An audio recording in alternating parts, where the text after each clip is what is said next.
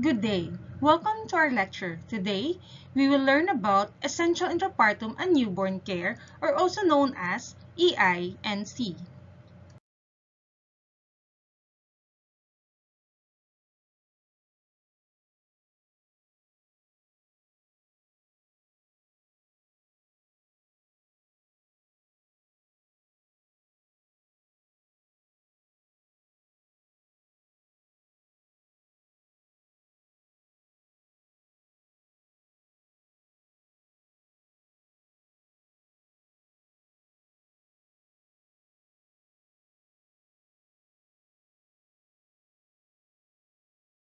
An evidence-based draft was then developed and reviewed by the Department of Health, United Nations Children's Fund or UNICEF, United Nations Population Fund or UNFPA, the Philippine Obstetrical and Gynecological Society, Philippine Society of Newborn Medicine, PSNBM, a subspecialty society of the Philippine Pediatric Society. Other health professional organizations, associations, Save the Children, the academe, and other stakeholders. What has the government done to ensure implementation of the essential newborn care protocol? The signing of Administrative Order 2009-0025 last December 1, 2009 institutionalizes policies and guidelines for government and private health facilities to adopt the Essential Newborn Care Protocol. Advocacy and dissemination have been done since its launch. Scale-up implementation in all healthcare facilities and social marketing are both in the pipeline to ensure that policy is implemented all over the country. Administrative Order 2009-0025 last December 1, 2009 works hand-in-hand with the Maternal Newborn Child Health and Nutrition Strategy DOH Administrative Order 2008-0029. That seeks to rapidly reduce maternal and newborn morbidity and mortality. Administrative Order 2009-0025 seeks to provide a firm foundation for an environment that complies with 10 steps to successful breastfeeding of the Mother-Baby Friendly Hospital Initiative or MBFHI. The following are the recommended and non-recommended practices during labor. Admission to labor when the parturient mother is in active phase. This decreases the need for cesarean section by 82%. There is no difference in need for labor augmentation. Allow a companion of choice during labor. What is continuous maternal support?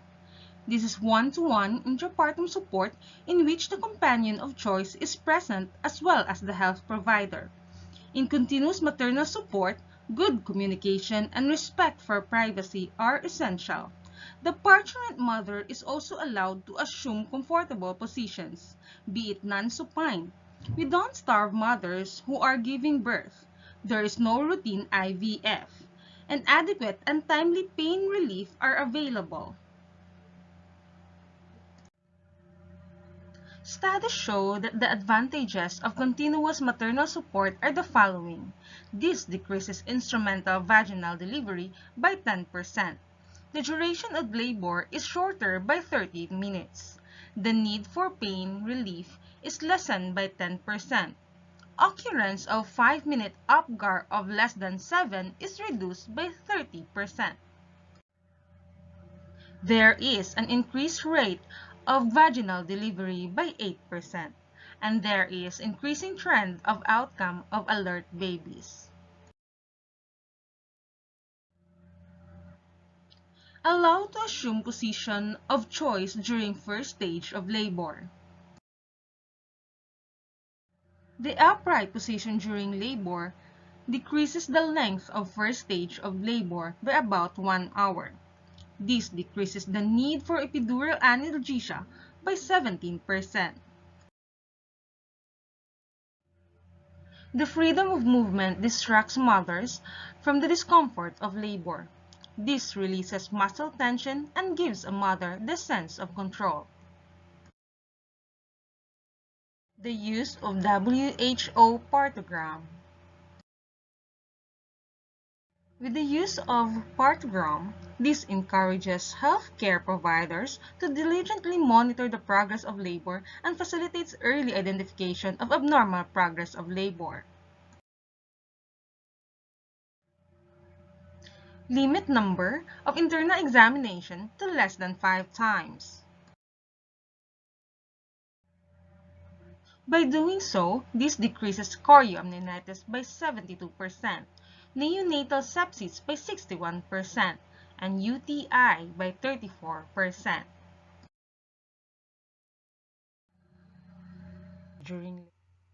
The non-recommended practices during labor.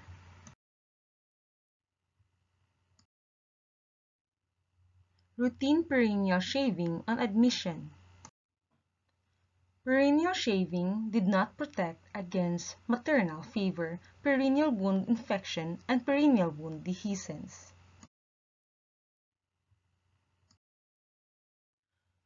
Routine enema during the first stage of labor.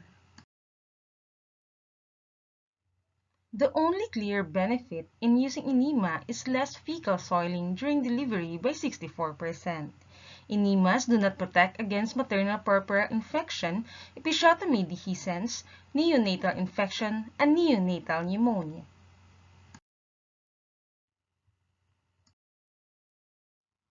Routine NPO. There is no evidence of improved outcomes for mother nor newborn if on NPO. There is very small probable risk of maternal aspiration mortality. For normal, low-risk birth, there is no need for NPO except when intervention is anticipated. Routine intravenous fluid. The advantage is to have ready access for emergency medications. However, the disadvantages are the following. It interferes with the natural birthing process. IVF restricts women's freedom to move. This is not as effective as food and fluids in labor to treat or prevent dehydration, ketosis, or electrolyte imbalance. Routine amniotomy to shorten spontaneous labor. There is decreased risk of dysfunctional labor by 25%. No difference in duration of first and second stage of labor, cesarean rate, cord prolapse, maternal infection, and Apgar score of less than 7 at 5 minutes among women with or without amniotomy. Yet, we have to take note that there is significant risk of cord prolapse, abruptia placenta, intrauterine infection.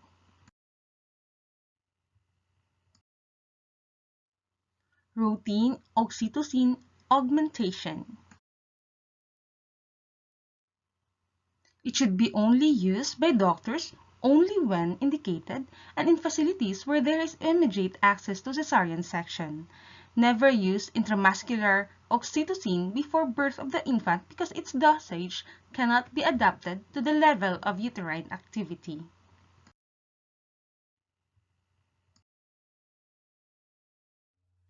The following are the recommended and non-recommended practices during delivery. Recommended practices during delivery. Patient is at upright position during delivery. Encourage pushing only when the mother has the urge to push. Selective episiotomy. Use of prophylactic oxytocin for active management of the third stage of labor. Properly timed cord clamping, controlled cord traction, uterine massage.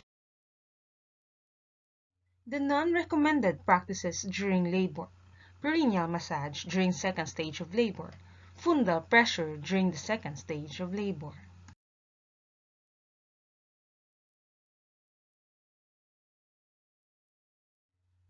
Recommended practices after delivery: routine inspection of birth canal for lacerations, inspection of placenta and membranes for completeness, uterine massage. Still under recommended practices after delivery: early resumption of feeding, prophylactic antibiotics only for third and fourth degree tears, keep mother and newborn together. Not recommended practices after delivery: manual exploration of the uterus, routine use of ice packs over the hypogastrium, routine oral methylergometry. Immediate postpartum care: monitor mother at 2, 3, and 4 hours, then every 4 hours. Advice on postpartum care and hygiene. Encourage mother to eat and rest. Encourage mother to empty bladder and ensure that she has passed urine. Encourage and support breastfeeding. Thank you for listening. Good day.